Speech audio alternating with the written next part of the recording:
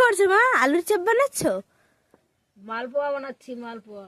দেখো, মালপোয়া, সুজির মালপোয়া?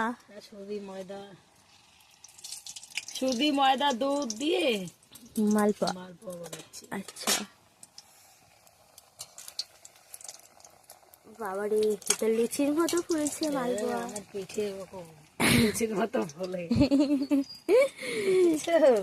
এই সকাল সকাল তুমি পিঠে খাবে? হ্যাঁ, আমি আমার সকাল সকাল আমার জামার জন্য পিঠে বানাচ্ছি। জামাই তো আসতে পারে না, খুব কাজের চাপ, তাই পিঠে বানিয়ে পাঠিয়ে দেবো। ওরে বাবারে, জামাই বড় বিজনেসম্যান।